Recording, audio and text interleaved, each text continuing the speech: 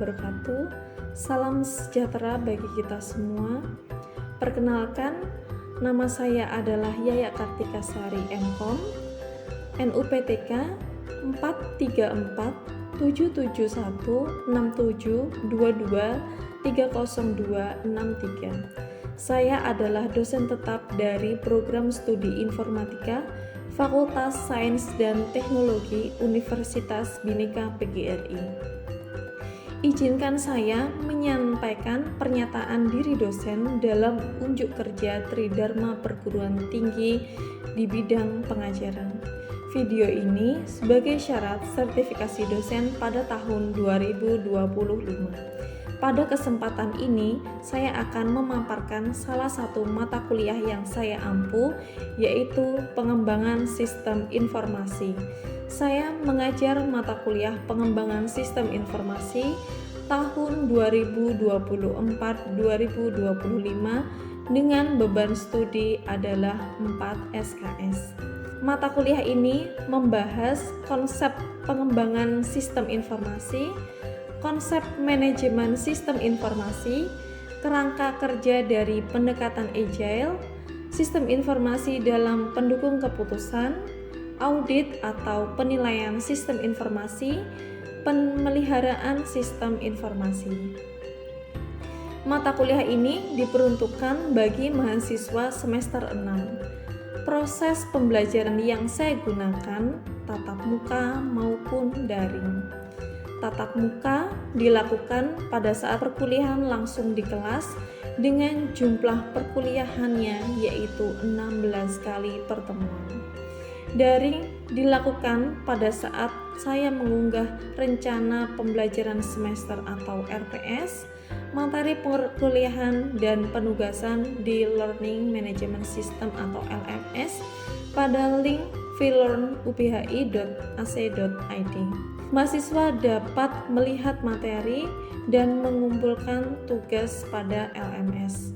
Saya menerapkan metode pembelajaran yang aktif, melibatkan partisipasi mahasiswa dan berorientasi pada pengalaman, serta ceramah interaktif, diskusi kelompok, dan pembelajaran berbasis proyek.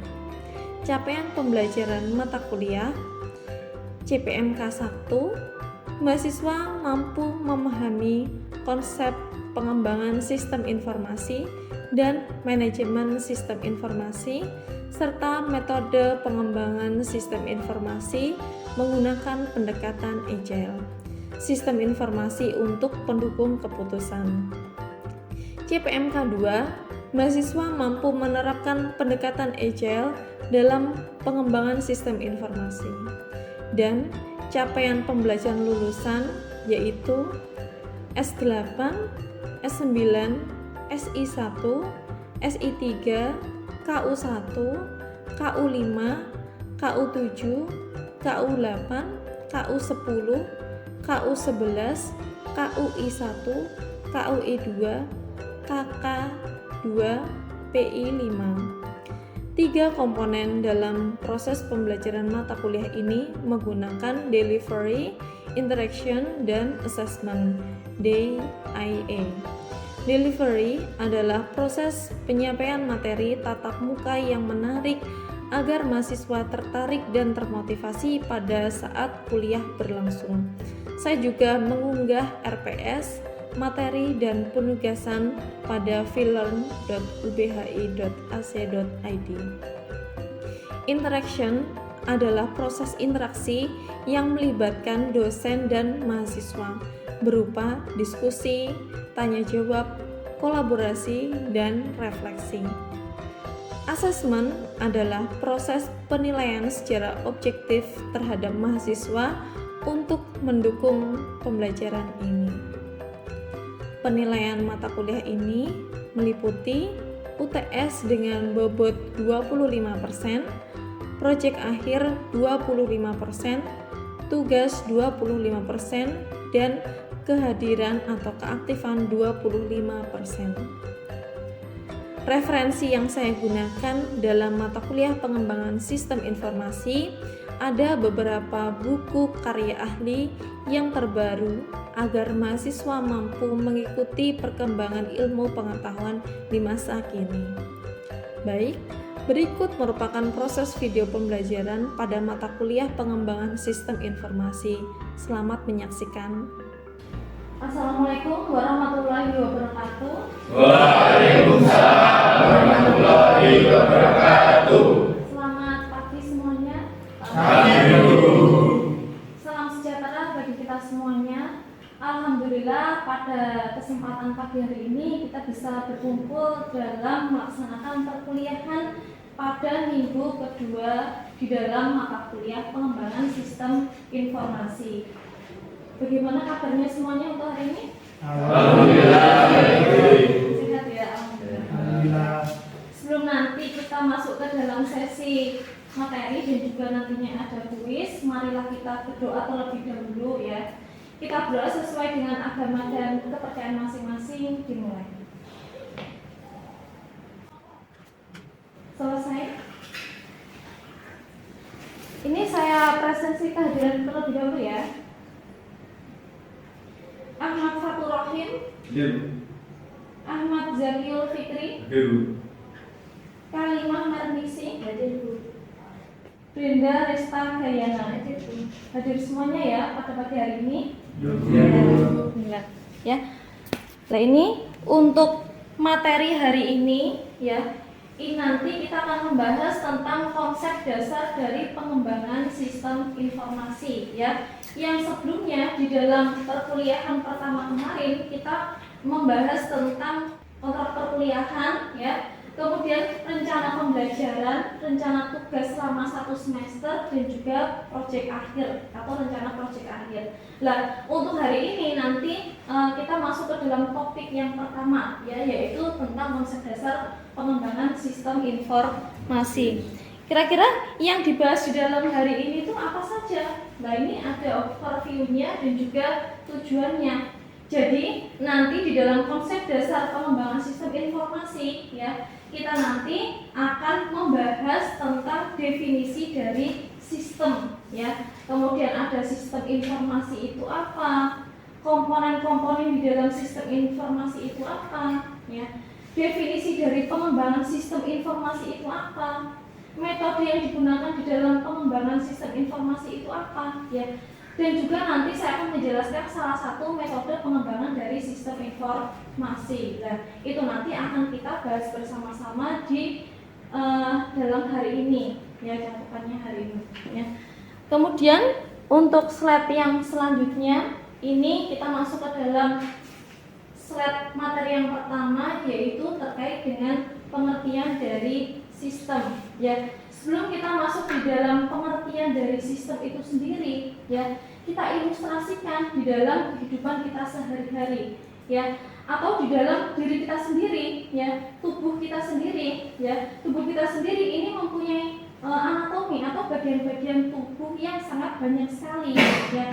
Misalnya ada apa saja? Ada rambut, ya. Kemudian ada apa lagi? Hidung, ya. Kemudian ada tangan, ya. Kemudian ada kaki, ya. Kemudian ada mata dan lain sebagainya. Ada juga bagian dari tubuh kita itu yang tidak terlihat. Apa? Jantung, ya. Kemudian ada usus, paru-paru, ya. Kemudian hati, ya. Dan banyak sekali. Nah, bagian-bagian tubuh kita itu mempunyai fungsi tertentu, ya, atau mempunyai fungsi pada masing-masing struktur nantinya. Misalkan struktur sistem pernafasan. Nah, itu ada apa saja di dalam pernafasan? Pasti kita kalau bernafas itu menggunakan hidung, ya, terlebih dahulu, ya. Kemudian nanti masuk ke dalam ya paru-paru, ya. Kemudian nanti di sana nanti akan diproses, ya, nanti akan menghasilkan karbon dioksida seperti itu, ya. Sama seperti pengertian dari sistem, ya. Sistem itu merupakan kumpulan dari komponen-komponen atau subbagian-bagian, ya. Sama seperti ilustrasi tadi, di dalam tubuh kita itu terdiri dari banyak sekali bagian-bagiannya, ya. Itu nanti saling terintegrasi, ya. Di dalam sistem juga sama. saling terintegrasi, saling berkaitan satu dengan yang lainnya, ya. Kemudian saling ketergantungan, sistematis yang nantinya untuk menghasilkan tujuan tertentu, ya. Di dalam sistem itu ada dua pendekatan. Yang pertama itu adalah pendekatan komponen, yang kedua itu adalah pendekatan prosedural. Nah, pendekatan komponen itu adalah bagian-bagian dari subsistem tadi.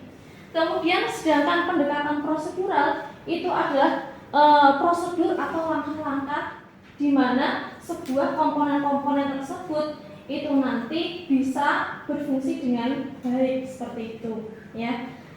Nah, ini pendekatan komponen dan juga pendekatan prosedural. Kemudian yang selanjutnya di sini ada pengertian dari informasi dan juga sistem informasi, ya. Kita tadi sudah membahas tentang sistem, sedangkan informasi itu apa, ya? Informasi adalah data, ya. Data-data yang sudah dikumpulkan, ya, dan juga tadi diolah, ya, diolah di dalam sebuah komponen yang nantinya akan menghasilkan sebuah outputnya itu ada sebuah informasi. Jadi informasi itu sangat berguna sekali untuk apa? Untuk sebagai penerimanya, ya, penerimanya bahwa informasi itu nanti bisa digunakan di dalam sebuah organisasi atau perusahaan. Biasanya informasi tersebut itu nanti berguna sebagai pendukung keputusan manajerial dalam sebuah organisasi, ya. Sedangkan pengertian dari sistem informasi itu apa? Ya, pengertian sistem informasi itu adalah suatu sistem yang terdiri dari komponennya, ya, yang nantinya mengumpulkan, memproses, ya, menganalisis, menyebarkan informasi dengan tujuan tertentu, ya. Untuk sistem informasi, ya, di sini nanti itu nanti berkaitan dengan teknologi karena jurusan kita adalah pengembangan dari sistem informasi. Kemudian di sini, ya, ada pertanyaan, apakah sistem informasi dan aplikasi itu sama, ya? Kira-kira sama apa tidak? Bisa menjawab? Iya, silakan, Mbak. Jadi walaupun ada keterkaitan antara sistem informasi dan aplikasi, namun memiliki makna yang berbeda. Di mana sistem informasi merupakan suatu sistem terintegrasi yang terdiri dari manusia, prosedur, data, dan teknologi seperti perangkat lunak yang bekerja sama untuk mengumpulkan, mengelola, menyimpan, dan mendistribusikan informasi guna mendukung keputusan dan pengelolaan organisasi. Sementara itu, aplikasi merupakan bagian dari sistem informasi yang melaksanakan tugas-tugas tertentu untuk mencapai tujuan tertentu. Nah, kesimpulannya adalah aplikasi ini merupakan alat, sedangkan sistem informasi ini merupakan keseluruhan mekanisme yang menggunakan alat tersebut untuk mencapai tujuan tertentu. Ya, bagus sekali ya jawabannya, ya. Jadi intinya tadi yang sudah disampaikan, sistem informasi itu adalah semua komponennya, ya, yang memayungi dari aplikasi, ya. Berarti aplikasi itu adalah salah satu komponennya dari sistem informasi. Jadi mereka berdua itu tidak sama, tapi bagian dari sistem informasi seperti itu, ya. Selanjutnya adalah definisi dari pengembangan sistem informasi, ya. Tadi sistem informasi merupakan sebuah komponen, ya, yang memproses sebuah data nantinya akan dijadikan sebuah informasi. Nah, untuk pengembangan sistem informasi ini adalah bagaimana prosesnya merancang dan juga mengembangkan sebuah sistem di dalam sebuah komponen yang besar tadi, ya, yang nantinya akan digunakan untuk memenuhi kebutuhan pengguna atau tujuannya itu apa, ya, pengembangannya. Nah, itu harus sesuai dengan kebutuhan dari penggunanya. Kemudian di dalam pengembangan sistem informasi di sini ada tahapan-tahapannya. Jadi ketika kita mengembangkan sistem informasi, apakah kita bisa langsung membuat sistemnya atau aplikasinya? Pasti tidak, ya. Jadi kita harus apa? mempunyai prosedur tadi, model tadi, atau tahapan-tahapan di dalam pengembangan perangkat lunak. Ya, jadi pengembangan perangkat lunak ya itu yang biasa dinamakan dengan siklus hidup pengembangan perangkat lunak, ya, atau disingkat di dalam SDLC. Ya, ada yang tahu SDLC itu singkatannya apa? Izin menjawab. Ya, Software Development Life Cycle. ya, betul ya, Software Development Life Cycle. Ya, di dalam SDLC ya atau siklus hidup itu sebenarnya banyak metode-metode pengembangan yang ada di dalamnya ya. Misalnya ada prototype ya, kemudian ada waterfall ya, kemudian ada apa lagi? Agile ya, kemudian ada apa lagi? V model ya, kemudian ada rapid application development ya, dan juga masih banyak lagi contoh-contoh atau model-model dari siklus hidup pengembangan sistem informasi ya. Tapi hari ini nanti kita akan membahas salah satu saja model dari SDLC, yaitu waterfall ya. Ada yang sudah pernah tahu waterfall itu model pengembangan yang seperti bagaimana? Sudah? Ya, kita bahas bersama-sama berarti ya. Jadi metode waterfall, kalau kita lihat waterfall itu apa? Air terjun ya, air terjun. Pasti kalau air terjun itu dari atas ke bawah prosesnya ya. Tadi prosesnya dari analis ya, kemudian masuk ke bawah ya, desain, masuk ke bawah implementasi ya, sampai ke testing ya. Jadi setiap prosesnya itu tidak bisa kembali lagi ke atas ya, harus dari atas. Kalau sudah selesai ya, baru nanti masuk ke tahap yang selanjutnya. Keuntungannya apa di dalam menggunakan metode waterfall ya? Pasti setiap metode pengembangan selain waterfall itu pasti ada keuntungan dan juga kelemahannya ya. Di sini yang pertama itu keuntungannya adalah ketika kebutuhan sudah jelas, maka model ini sangat cocok digunakan sehingga bisa meminimalisir kesalahan ya. Jadi di dalam metode waterfall itu kebutuhan itu sudah didokumentasikan dengan baik di awal ya. Jadi nanti untuk tahap-tahap yang selanjutnya itu tidak bisa ditambahkan fiturnya atau diperbaiki dan lain sebagainya. Kemudian pada waterfall terdapat dokumen teknis yang baik dan terorganisir pada setiap fase ya. Jadi setiap fase itu pasti terorganisir dengan baik ya. Karena apa? Karena di dalam waterfall itu ada dokumennya pada setiap fasenya ya. Dokumen analis ya, dokumen desain ya, dokumen implementasi dan lain sebagainya itu pasti ada dan sudah disusun dengan baik ya di awal pengerjaannya atau awal pada saat analisnya baik seperti itu ya.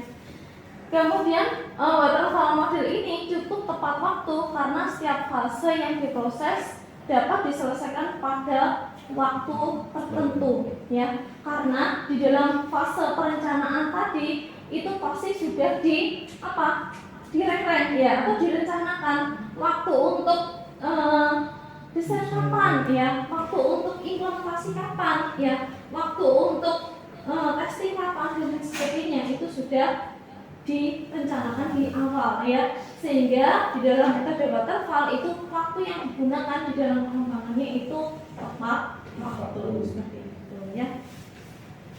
Kemudian sudah jelas semuanya untuk metode pengembangan waterfall? Sudah ya. Ada pertanyaan lagi? Oh iya, silakan. Jika Ibu sudah menjelaskan tentang kelebihan dari penggunaan metode waterfall, jadi pertanyaan saya adalah apakah metode waterfall ini memiliki kekurangan atau kelemahan? Ya, pertanyaan yang bagus sekali juga ya. Jadi yang sudah saya katakan tadi di dalam metode waterfall itu pasti mempunyai kelebihan dan juga kekurangannya.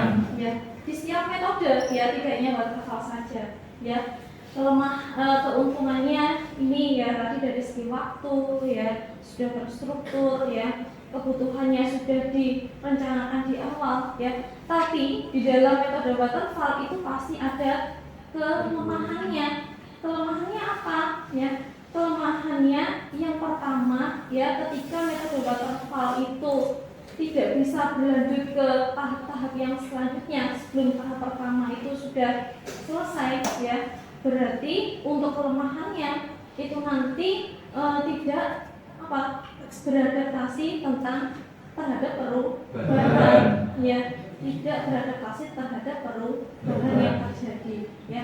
Misalkan di tengah-tengah jalan ya, ada waktu implementasi ya, itu ada fitur yang dirubah ya, berarti harus apa?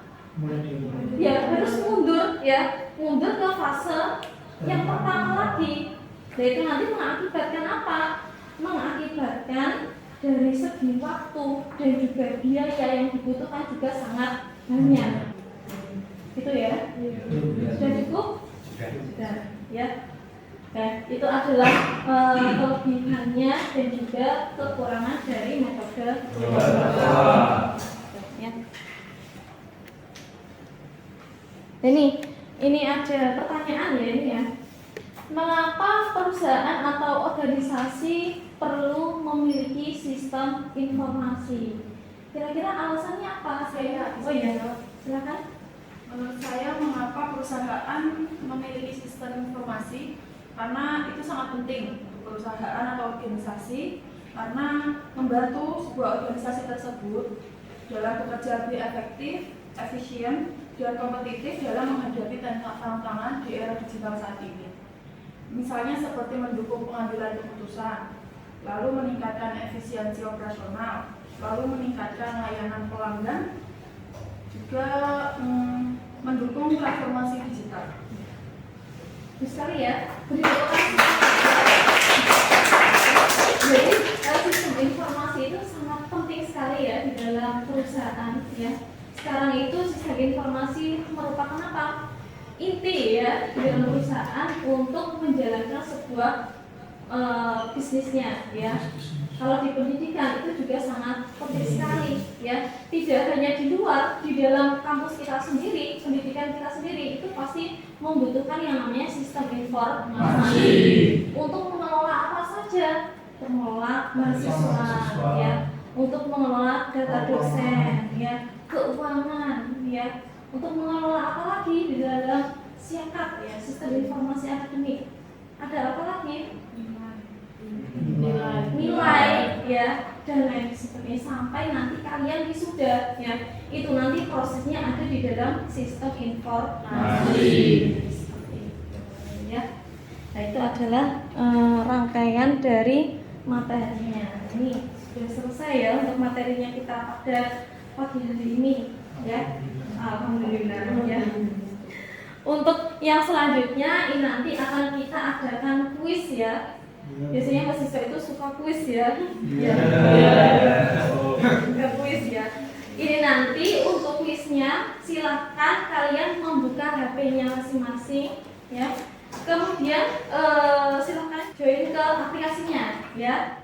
Ini nanti bagi siapa saja yang nantinya akan mendapatkan nilai yang tertinggi ya pada ranking pertama, itu nanti akan ada rewardnya ya, yaitu adalah poin dari penambahan poin dari tugas seperti itu ya. Nanti kalau setiap pertemuan akan ada kuis ya, kemudian nanti untuk nilainya kalian revisi terus, nanti untuk nilai kalian juga bisa bertambah seperti itu ya. Kita mulai ya. Ini masih 17 ya. Silakan yang lainnya, yang tidak, yang belum bisa join. Atau kita lanjutkan saja, nanti bisa menyusul teman-temannya ya. Ya, Bu.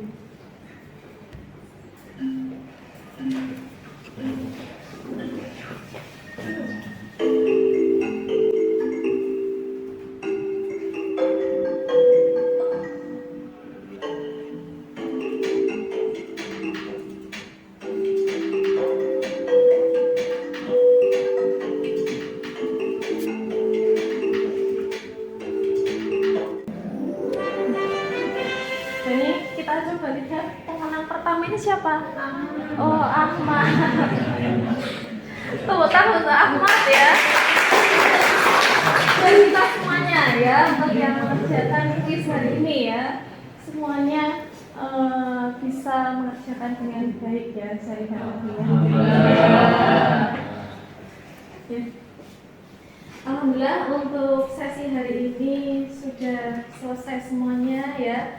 Tadi yang pertama ada materi ya, kita menjelaskan atau kita mendiskusikan bersama-sama terkait dengan konsep dasar dari pengembangan sistem informasi ya, dari definisi sistem ya, kemudian sistem informasi maupun definisi dari pengembangan sistem informasi.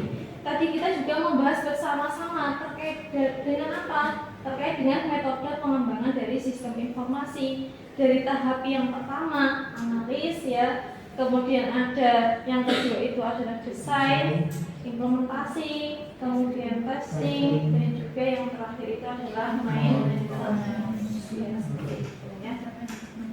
Dan tadi kita juga membahas tentang waterfall ya, atau metode dari waterfall ya. Kemudian untuk materi hari ini yang sudah kita bahas hari ini itu saya sudah publish di dalam LMS-nya ubhi.ac.id. Nanti bisa kalian baca dan juga kalian pelajari.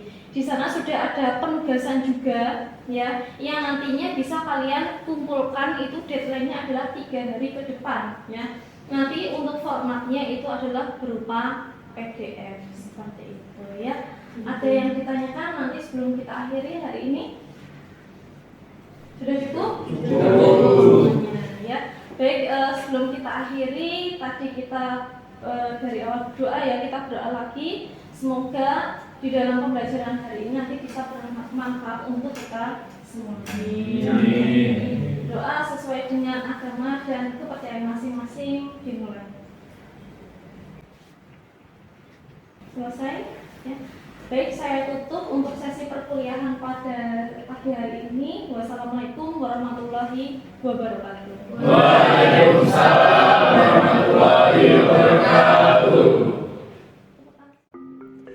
Demikian penyampaian kegiatan pengajaran pada mata kuliah pengembangan sistem informasi. Mata kuliah ini dirancang untuk membekali mahasiswa program studi informatika Fakultas Sains dan Teknologi dengan pengetahuan dan keterampilan dalam merancang serta mengembangkan informasi yang relevan dengan kebutuhan dunia industri. Saya mengucapkan terima kasih kepada seluruh pihak yang terkait, yakni Kemendikti-Saintek melalui Direktorat Jenderal Pendidikan Tinggi LL.Dikti 7, serta seluruh tim sertifikasi dosen SMART pada tahun 2025. Tidak lupa saya ucapkan terima kasih banyak kepada seluruh jajaran pimpinan Universitas Bhinneka PGRI, Lembaga Pengawasan Internal dan Penjaminan Mutu Universitas Bhinneka PGRI, rekan sejawat dosen, dan rekan-rekan mahasiswa. Terima kasih atas perhatian dan kesempatan yang diberikan. Semoga kegiatan ini memberikan gambaran yang jelas mengenai pelaksanaan tugas pengajaran serta kontribusi nyata dalam pengembangan kompetensi mahasiswa. Wassalamualaikum warahmatullahi wabarakatuh.